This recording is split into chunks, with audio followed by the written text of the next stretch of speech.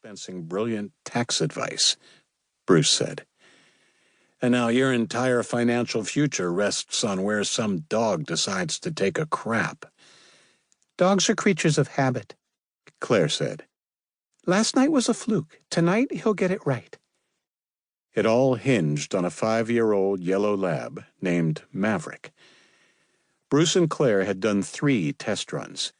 Every night between 10 and 11, Wade Yancey would open the front door of his house at 476 Comstock Avenue, and Maverick would come bounding out, a flashing blue LED safety light hooked to his collar. 3 out of 3 times, the dog headed for the opposite side of the street, stopped at the bend in the road, and did his business directly in front of somebody else's $4 million home. Yancey would follow with a glass of wine in one hand and a pooper-scooper bag in the other. He'd crouch down to pick up the shit, because that's the kind of thoughtful neighbor Wade Yancey was. But half drunk, and with his back to the oncoming traffic, he was an accident waiting to happen.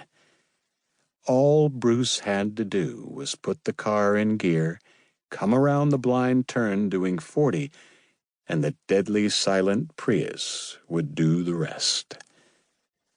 Last night was supposed to be the night, but the dog never crossed the street.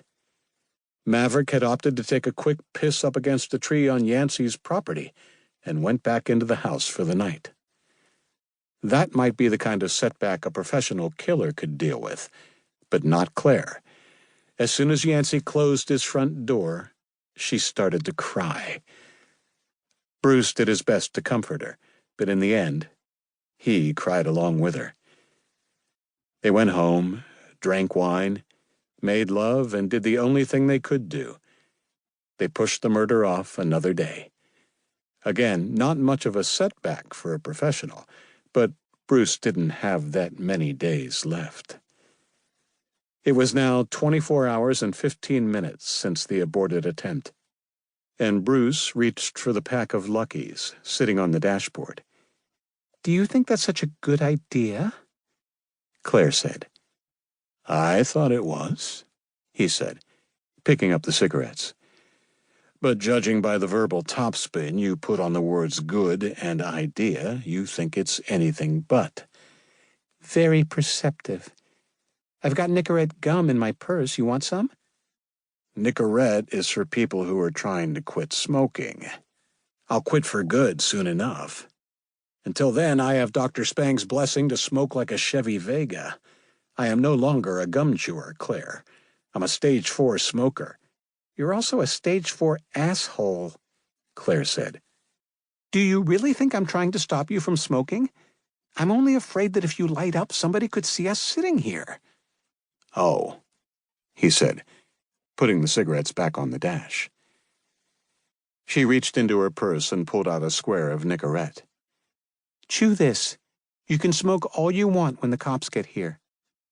This reminds me of our third date, he said, chomping down on the mint-flavored wad of nicotine-infused rubber and resting a hand on her thigh. She covered his hand with hers and kissed his cheek. Don't get too horny, lover boy, because there are things I could do in the front seat of a car when I was 20 that I can't do now. I'm not talking about the sex, he said. Third date was the first time you started bossing the shit out of me, and you haven't stopped since. Have I told you lately that you're an asshole? She said, punching him gently on the shoulder. Stage 4, he said.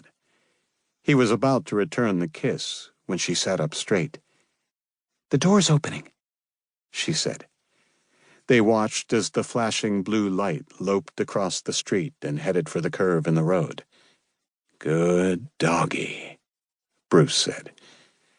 The light stopped moving, and the dog circled, looking for the perfect piece of Holmby Hills real estate to leave his mark.